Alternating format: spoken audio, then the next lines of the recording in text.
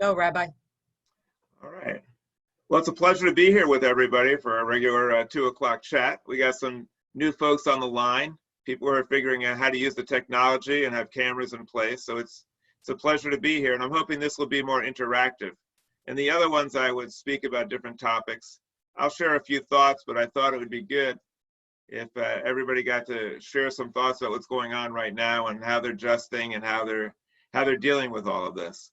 So right now, everybody's talking about the need for testing. We got to be able to test whether we've been infected by the virus or not.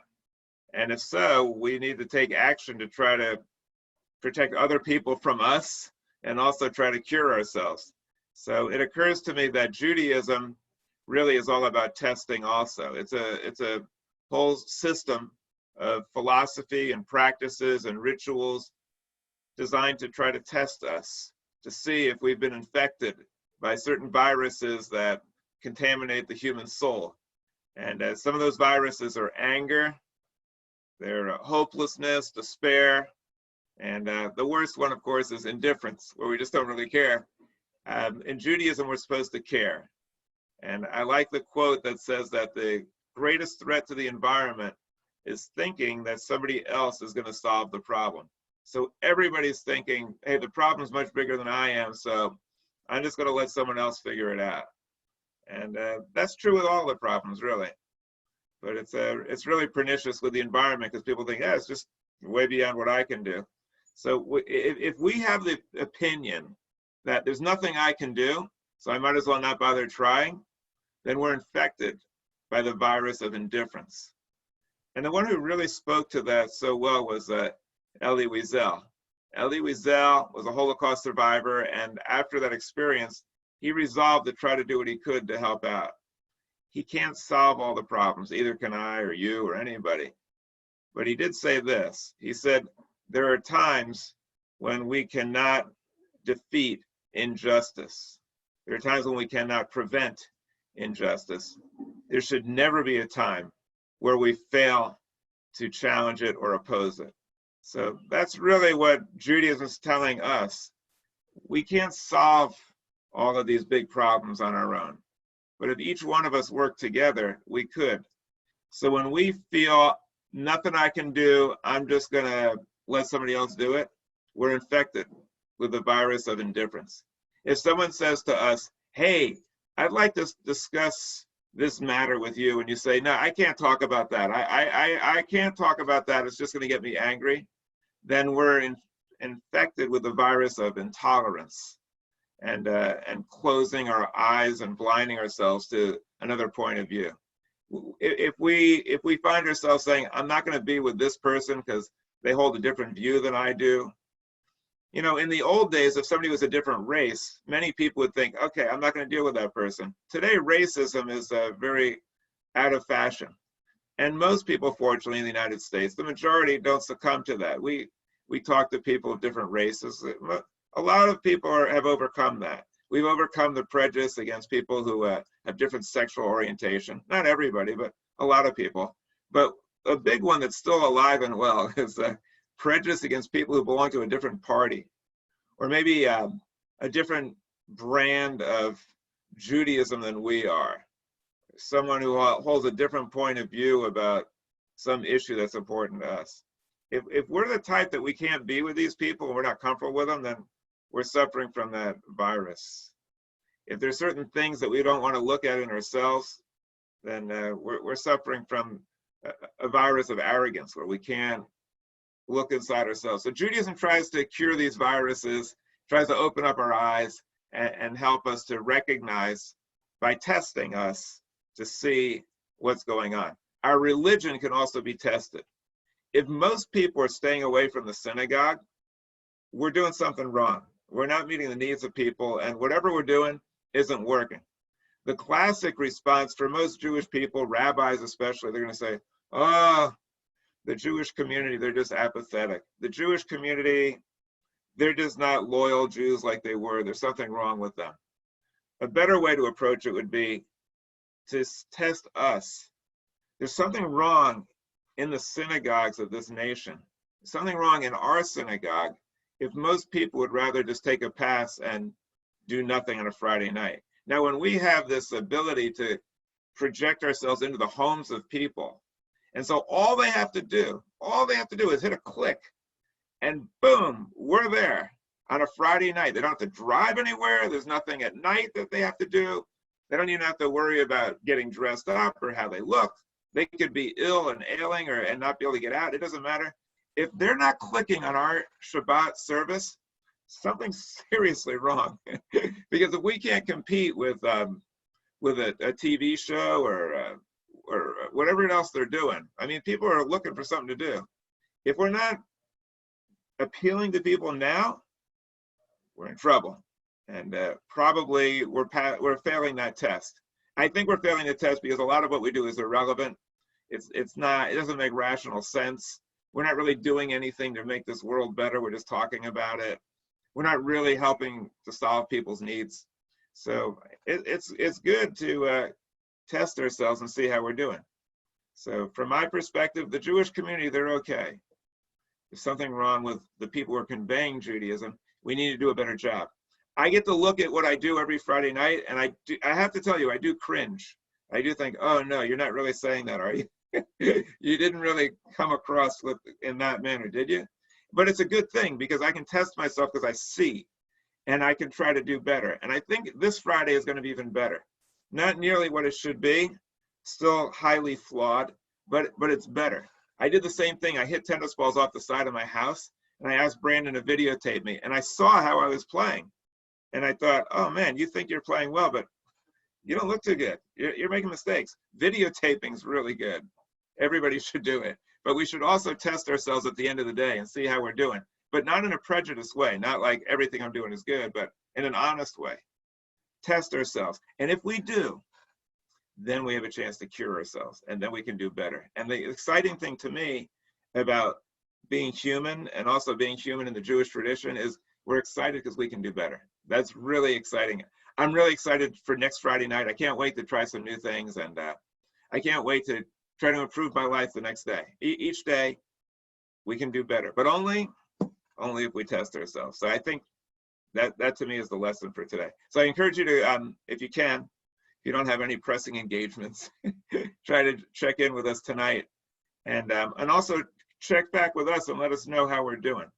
Tell us what's wrong, because I guarantee you, if you have a harsh rebuke about some of the things we're doing, I probably have the same rebuke, and so do the other people who are putting this together. We're learning as we go, and it's a work in progress. So check it out. Oh, I do have an article that I'd like to share with you on the Jewish Journal about the Titanic and some analogies to the captain of the Titanic and the current leadership that we have right now in America. So check that out also if you can, and share it with friends. That's all I have to say. I'm very interested in hearing from other folks if you want to become unmuted. Okay, so we're going to do this on the Oneg Shabbat tonight. At the bottom of your screen, there's a little, I know there's only a couple of us, but we might as well try it and see how it works.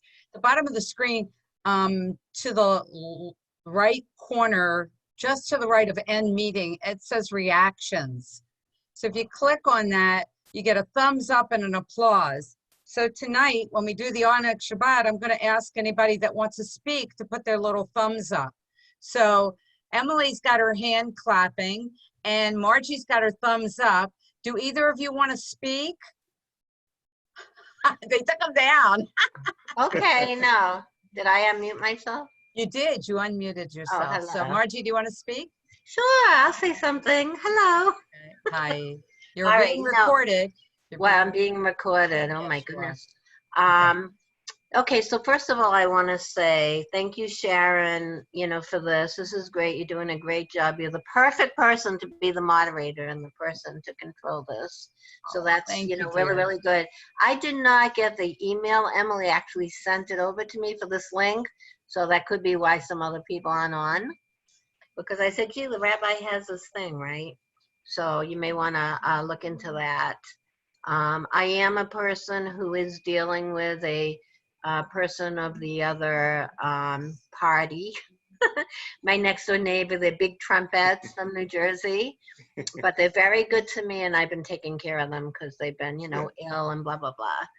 But, I never let that kind of thing stop me from trying to be decent. However, if they're not decent to me, that's it. The other thing is, I know this is great. One of the things I have pride about being Jewish is because all the things you, Rabbi, have said. However, we have the other Jews, the real religious, the super Orthodox, who I know one of the Chabad rabbis where I come from, Massachusetts, he got the virus from his son, who was at the yeshivas there and came back from Crown Heights. So, do you know about the super Orthodox community? Are they trying to do a better job in keeping their distancing and that kind of thing? I do. Way back when the virus was first striking America, like most people, they didn't take it that seriously.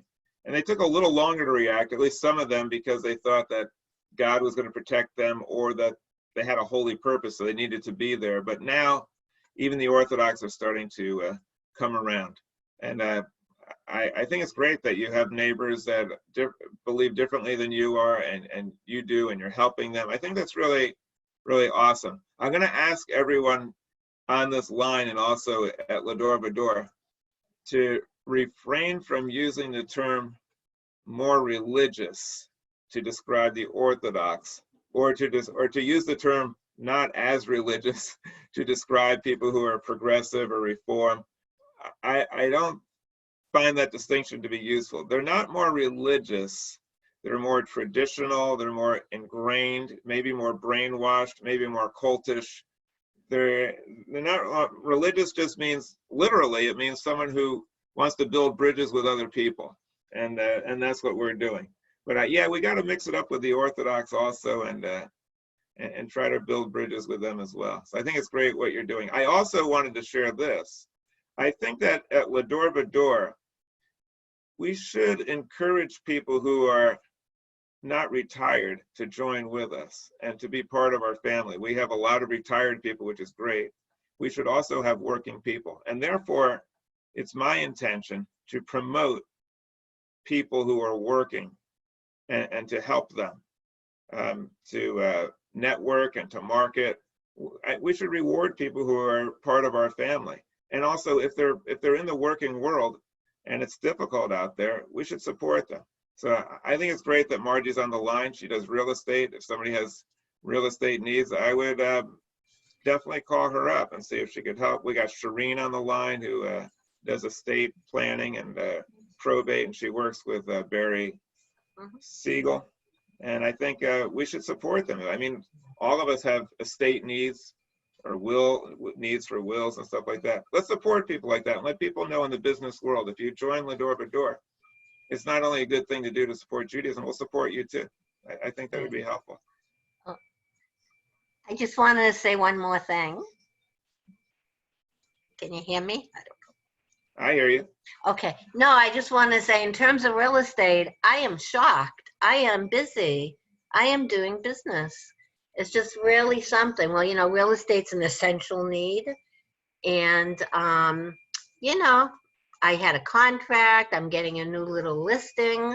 So, things are happening. So that makes you feel a little bit better. And I think a lot of people next year may decide if they have to be quarantined, maybe it's not so bad to do it in Florida, So who knows? But that's it. But thanks for the words. Very nice. Thanks. Anybody else want to speak? Oh, Emily. Okay, hold on. I walk every morning 3 miles with a Jewish woman who's very conservative. Conservative meaning exactly what it sounds. She wants to keep the status quo. She will not come to our temple. She said to me, "Do they have a guitar?" I said, "Yes." She said, "Not for us." Now, this is a woman with a PhD. She's also very politically conservative, defends Trump as we walk. I try to change the subject and not talk politics because you cannot reason with these people. You just have to talk about something different and find some common ground. And every day it's a challenge. The other thing I wanted to say is I think you've hit the nail on the head, Rabbi, with a place that we should market to, not people with young kids, because they're going to want a Hebrew school that's social, you know, like my kids did. But the new empty nesters who are maybe the age of my kids, who are in their early 50s, still working, looking for some spiritual guidance as well as some social things. I think that's the market we look for, the 50 to 65s. Just a thought. Absolutely. I agree with what you said, Emily. Thank you.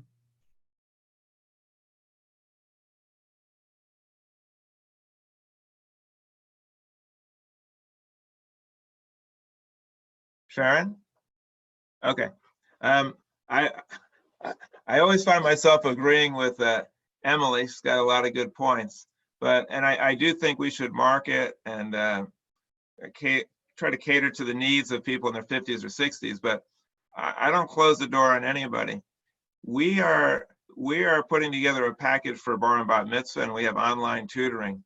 We can compete with the best of them. So there's no reason why we should not have families of kids with teenagers, no reason at all.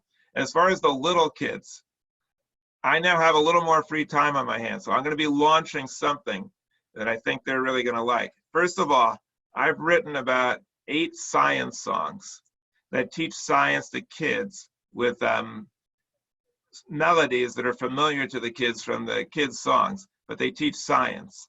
I've also been a teacher of little kids for a long time, and I'm ready to launch teaching kids, doing stuff online that they can tap into. And my wife, Francine, is a kindergarten teacher, and she's really good working with kids. So I'm about to launch that. So I don't want anyone to be counted out from Va-Dor. We are generation to generation, and we can reach them all. There is something I just wanted to mention also about testing. Our society is being tested right now, right? So we got this coronavirus, and a lot of people don't have access to healthcare. They're not being treated properly. And for a long time, the people who are more well-to-do thought, well, gee, that's too bad, but you know, c'est la vie, what can we do? Now we're realizing that if some people aren't treated, it affects everybody. We need a society where everybody's treated. This virus is testing us, and we're failing the test because we have a society where some people have access to healthcare and other people don't. Some people have to forfeit everything they own in order to get treated, and other people don't. The whole system of the whole healthcare system is being exposed now. And now people are realizing, you know what? Even Obamacare doesn't work. You can't have healthcare dependent on a job because not everybody has a job and not everybody at the job gets healthcare. We need a universal system where everybody's covered. It's the only way that makes sense. We're doing it now out of necessity. Same thing with people who lose their job and they can't pay their bills. In the old days, it's like, well, too bad. Okay, so you become homeless. There you go. Now, all of a sudden, it's like, well, we got to help these people. But why should we only help people because the coronavirus is here? And then when it disappears and people have the same problems, all of a sudden now it's okay. How do we come up with this money from before and all of a sudden, you know, we have this money and normally we don't. By the way, the system of sending out money in this way, it's very, very haphazard. There are people, lots of people who do not need the money and they're getting it. And there's a lot of people who desperately need the money and they're not, or they're getting a little bit, but not nearly enough. I mean, to put together a program like this, where you're going to try to take care of the needs of everybody in the country in a week and figure out how to do it, it's impossible. There's no way. We should have been prepared in advance, just like we should be prepared for the pandemic in advance. We were until Trump dismantled all the preparations we made. But as far as our human society goes, we should have a society where there's safety nets built in and people can be taken care of. We don't. And the virus is exposing all of that. And we really should be focusing on science and medicine much more than we are. And also, there should be a coordinated system where something hits and threatens us from the top. There's a coordinated effort to mobilize the troops and everybody works together. We're all painfully aware of the fact that our current leadership is incapable of doing that. And so we really see graphically demonstrated for us, and lives are at stake, the need to have a government comprised of people who actually believe in government, a government that actually believes that government serves a legitimate purpose. Not someone who would say, well, I'm not going to pay any taxes because I'm smart, I'm not going to support the government. I mean, how do you have somebody running the government who's saying that they're not going to support it? It doesn't make any sense. We need people who actually believe in the power of government, not to do everything for us, but to be there to mobilize and to inspire and to work with people. And this whole pandemic is really making clear that our society is being tested, and we've failed the test in many ways, but that's a good thing because it shows us how we can do better. So we have to look at it as being tested, and we can do better.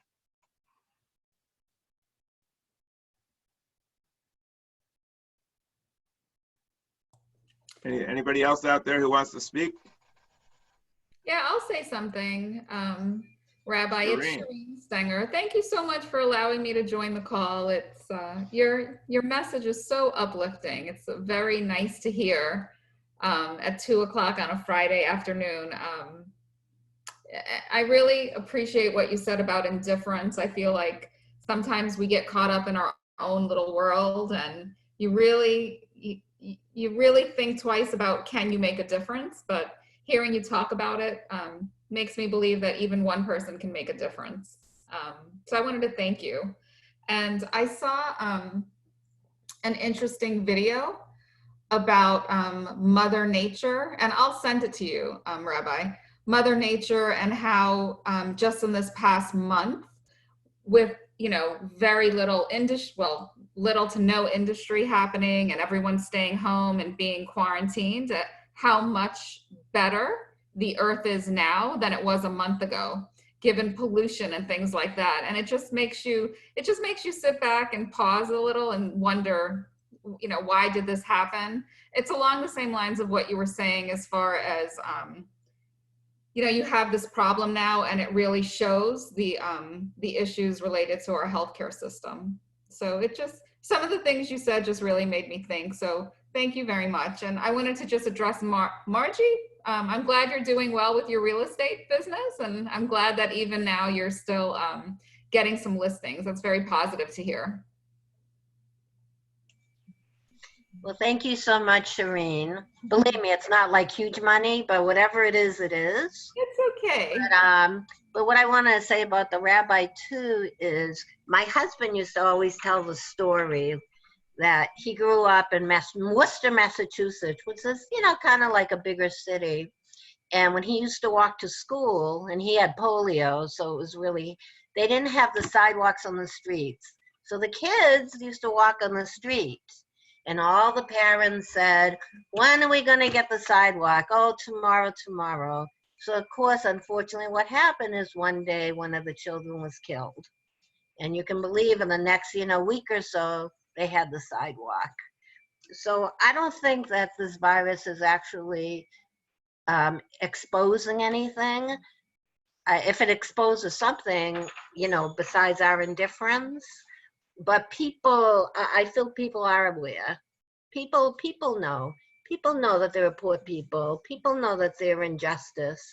It's just now, maybe there's more people, so of course, they're being affected. But the other thing is, like a guy like Andrew Yang, everybody said, look, he's ridiculous to give people, he's going to give people $12,000, every year. Well, we do need, I feel, people do need a base to live off of.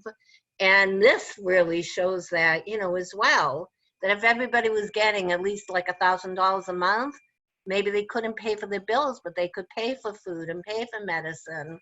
So that's all I wanted to say. Sorry.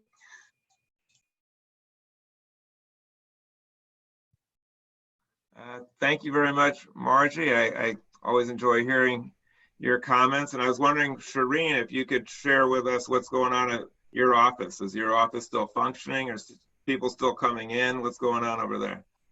Well, yeah, we are working remotely. It's the end of our 4th week, Rabbi, of working remotely. So it's we're still very productive. We have a morning meeting via Zoom at 8:30, and then an afternoon meeting at 4:45, and we're communicating with each other by phone and by email. Yeah, very much busy and keeping busy and active at this time. So things are, I thank God that things are going well.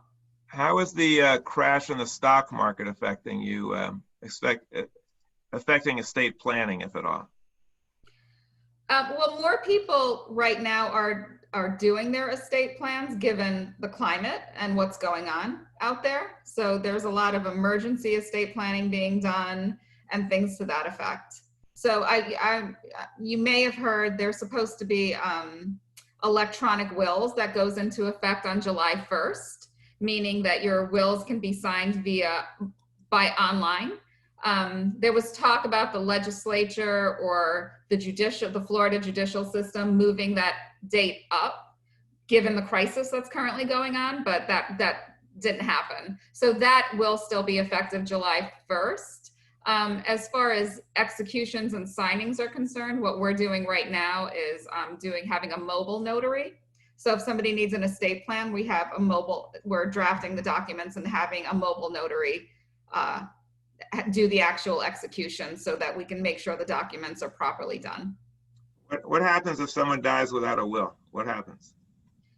Then the state of Florida gets to dictate where their possessions go. So it's their possessions go by what's called intestacy. So the legislature determines where it goes. Now, traditionally, it depends, but traditionally it does go to a family or your spouse, depending on certain things. Most people think it goes to the state, and your possessions and what you own do not go to the state. Right. There's actually a provision in the Bible that discusses where property goes in the case of someone who passes away, and the priority first to the spouse and the kids, and then the brothers, and our current law actually follows the biblical scenario pretty closely. And of course, also it's important that you have wills, because in the will and in the instructions, you can tell people about burial instructions, funeral expenses, what messages that you want to send or convey. There's a lot of stuff that if you don't have it in the will, if you don't have a will, just decisions are made that are obviously out of your hands. So it's a good idea to have one. And if you don't have a Florida will, it's a good idea to update it, because Florida has certain laws that need to be complied with. And if it's from some other state, then there could be some issues regarding how Florida interprets some of those things. So it's a good idea to have it updated once in a while. Yeah, absolutely. It's if you don't have Florida documents, it makes it a little bit more difficult. There's a few more steps that you have to go through. And I think that the reason most people hesitate on doing their estate plan is, I know that it's a difficult conversation to have, like you're talking about mortality, right? So it could be viewed as very difficult, but I agree, Rabbi, that I think planning is most important. It's best to have those difficult discussions now rather than leave it up to your family members.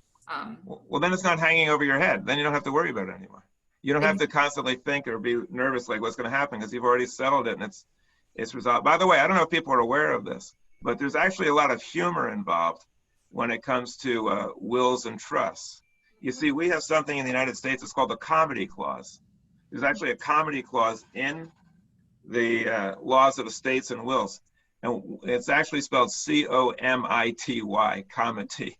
And what that means is that if you have a will in another state, we'll recognize it as valid in this state. So it's comity, meaning that anywhere in the country, if you have a will somewhere, it's still valid.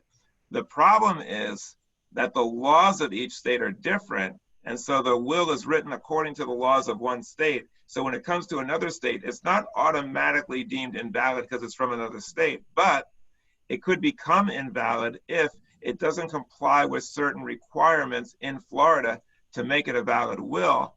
And there's provisions in Florida that will affect how it's interpreted, which if you didn't know about them, you wouldn't provide for. So comity, C-O-M-I-T-Y, means that it'll be recognized as valid, but there could be some serious issues. By the way, there's an expression that you probably know. Where there's a will, there's a long lost relative. Now, is there anyone else who wants to share anything? I think it's been a good conversation. I just have one more thing to say. I just had one more thing to say, Go ahead. which is different. When you were talking before about, getting more people, obviously. So is it possible, because I do have resources that I can get email addresses for a lot of people through a mechanism, one of the applications that I use. So if you could make up some kind of like little, almost a commercial, maybe showing a couple of parts of a service, and we stop blasting it out to all these people, you never know who's going to open up their email. So maybe we can talk about that. Maybe we can get something, a little commercial. And the other thing is, I was just thinking, maybe if Francine wanted to get involved, maybe we could have a minute or two for the children, like sing this song or sing that song or whatever. And I can get email addresses and just blast it out, and you never know who's going to open it up and say, hey, this is nice that someone's doing this. Sounds good. That's a great idea. One other thing I wanted to mention before we go. What we do at Va-Dor is Jewish, but it's not designed just for Jewish people. The whole concept of Judaism is that we speak universal truths and values that apply to everybody and can enrich the lives of everybody. Judaism was always like a missionary type of religion, where it wasn't supposed to be confined to the Jewish people. We don't go around proselytizing, trying to convert people, although we used to a long time ago, but we do believe that our message is universal and we welcome everyone. So I'm hoping that we will communicate to other people that these messages do not just speak to Jews. These are messages of universal truths, and we welcome everyone, especially non-Jews through the internet, who can listen in and hear what it's all about. Because there's a lot of misconceptions about Judaism. Some people are hesitant to walk into a temple. They feel kind of funny. Now they can just click on and see, this is what Judaism's all about. And they might find that it's very enlightening to them, interesting to them. And some people might even decide that they want to adopt Judaism as their way of life. We're not doing it for that purpose, but we certainly welcome people to share in the message and to join with Kalal Yisrael, with the people of Israel.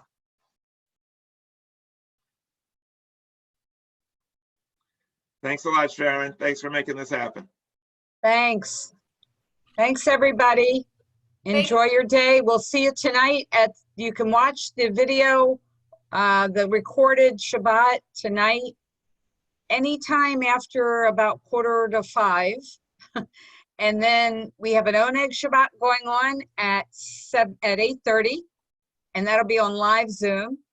And then on Tuesday night, we're having a Yom HaShoah program for Holocaust remembrance. And I think that'll be real special. We're trying to get somebody, a Holocaust survivor. And if we don't, we might have the person that leads the Holocaust program in Palm Beach County, who came and attended our services in the past, Eva Weiss. I think we'll definitely have somebody with us doing that. And I found a beautiful, beautiful video that will play in the beginning of that. And we're looking for other things that will make a really special program, rather than including it as we did in all other years. We always included it in our Shabbat. We're going to do it as its own unique piece. And I think it's really special that way. So thank you all for joining. And I appreciate all of you coming in on a Friday afternoon at 2. And we'll see you later at our first ever Oneg Shabbat for Va-Dor. Yay! Thank you so much. Thanks, Sharon. Thanks, everybody. Thanks, guys.